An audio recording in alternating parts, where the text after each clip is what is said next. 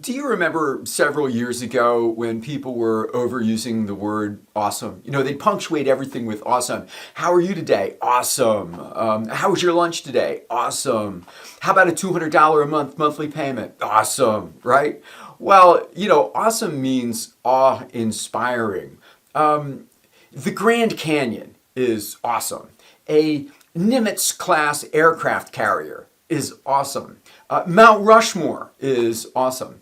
I'm not sure a sandwich from Jimmy John's fits into that category. See, and the problem is that this lack of variety in communication suppress that person's ability to be persuasive.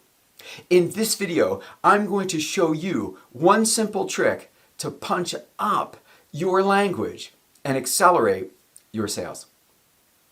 Mark Rodgers for Dealernews magazine.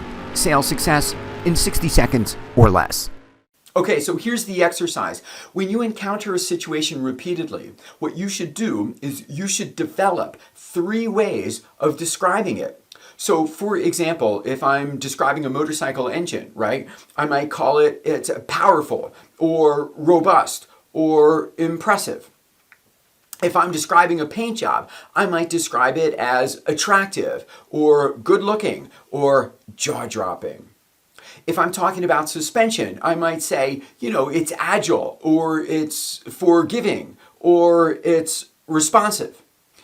Now, all you have to do is mentally put these on index cards and then just practice shuffling through the cards every time you encounter that bit. It's going to make you more interesting. It's going to make you more engaging. And who knows?